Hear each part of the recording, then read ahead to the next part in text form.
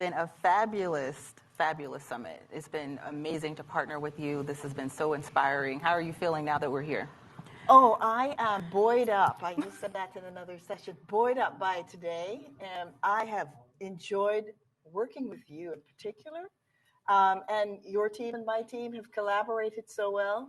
Um, Nobody would know. We just decided we needed to do this before the end of the year so that we were really engaging the community before 2022 arrives. Right. So thank you so much. Thank you. And engaging community has been the theme for our residents, for our government partners, for our advocates. We want to continue to hear and listen from you. I learned so many great things today. So many gems were dropped during the summit, starting with Daniel Dawes, who, we engaged our GPS. I mean, he really set the foundation for the roadmap for us, where he talked about, we can't ignore the political determinants of health, and only policy can fix what policy created, and that we can't go back to the new normal. And I know sometimes we're talking about racial equity, diversity, inclusion. It can be sort of othering. And I know you started us with that quote from MLK, where it talks about we may not have come on the same ships, but we're all in the same boat. And that reminds me of an analogy that I talk about in our trainings. And I know you're familiar with this, the allegory of the fish in the lake. Yeah. Mm-hmm. So if you pass by a lake and you see one fish belly up, you may not think anything of it. Something's wrong with the fish. Pass by that same lake the next day, there's hundreds of fish. Then there must be something wrong with the water. And those are the institutions and the systems that we looked at and examined today. But taking that analogy a step further, say you're passing by several lakes in the district, and all of those lakes have fish belly up, then it must be something wrong with the groundwater, and looking at structural racism and how that's a driver of health inequities. So I think we have some of our graphic illustrations and recordings. Can we get some of that on the screen? If you were in my session, I think my concurrent session, we played some of that. Can we pull up some of our graphic illustrations from today? So I think we're going to pull up one from our keynote address shortly. But while we're doing that, before I toss it to you, Dr. Arno, for your final comments, just on the theme of King and the fierce urgency of now. Actually, let's pause and we see the keynote address. So Daniel Dawes engaged us. How can we repair the past of health inequity? Policies were revised but kept neutral as to race.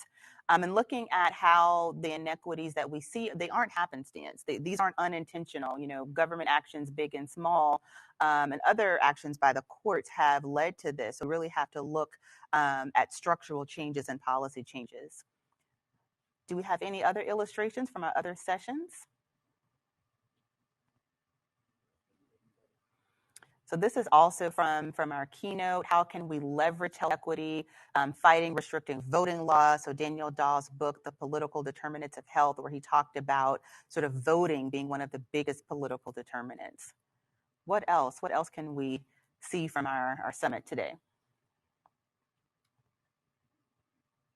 So this was from our framing plenary with Dr. Nesbitt and that powerhouse panel that she moderated. So Daniel Dawes engaged us.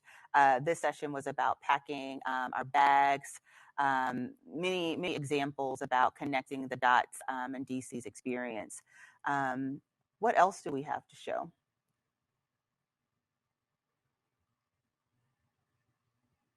So we had 3 parts of the roadmap. So getting on board, and now this is a time that we're going to set the agenda. So we talked about our housing sector, our transportation sector, housing, ways that community and government, that partnership is really critical. So community government relations are essential for improvement. I know that was a theme throughout the summit.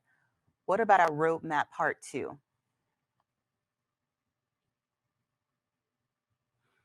So our pandemic response and insights, looking at communities who have been historically marginalized and really prioritizing those voices, and the emphasis on cross-sector collaboration. And Dr. Arno, I know that is the main takeaway of your report, is that we have to look at these social and structural drivers. And our roadmap part 3.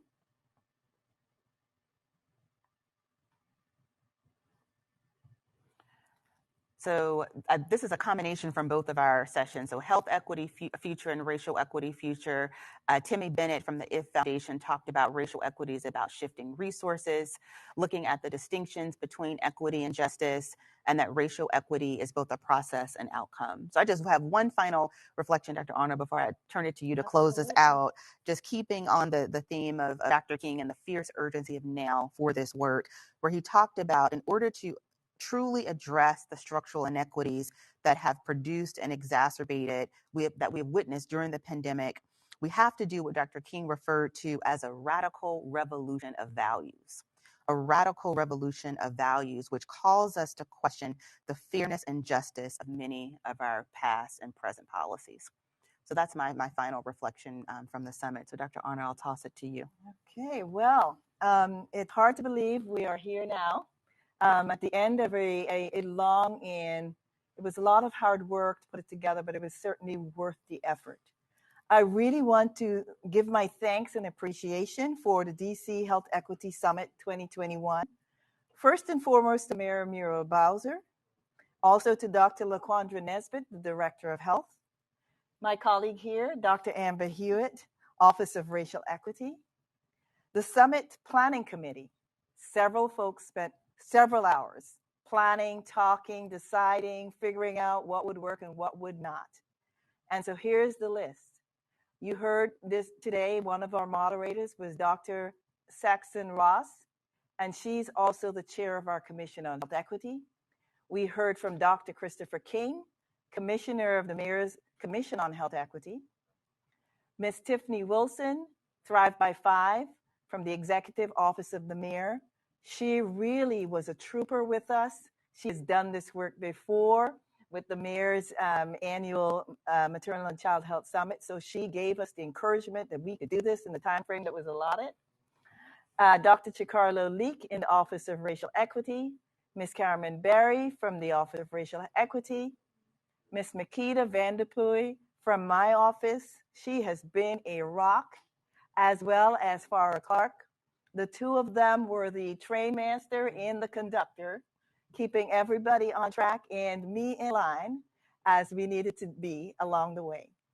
Dr. Kimberly Henderson, who's our Director of Communications and Community Relations here at DC Health, and her team were really important in providing us with the kind of assistance to make sure that we had the quality of materials that you've seen presented today. So I wanted to especially thank Monica Casanas, as well as James Till, for their work in sitting through the individual meetings. And then finally to Anthony Hills and his team. So Anthony is a contractor, but he really worked with us as a partner. And we really appreciate that kind of an approach. Finally, I really wanted to reiterate again, Amber brought up that we came on different ships, but we're now in the same boat. But the boat that we're in was previously occupied by, we are on indigenous land. And so we want to thank all of our ancestors, regardless of when they came here and when they were original. We really appreciate that they are buoying us up in all the work that we do. And for many of us, it's what drives us to do the quality and what I call heart work that we all have to do if we're going to take on equity as the work.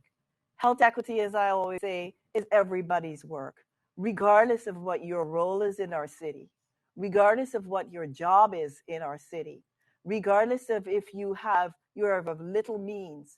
Your insight and input is critical to us because we are not satisfied with just meeting the needs of a few.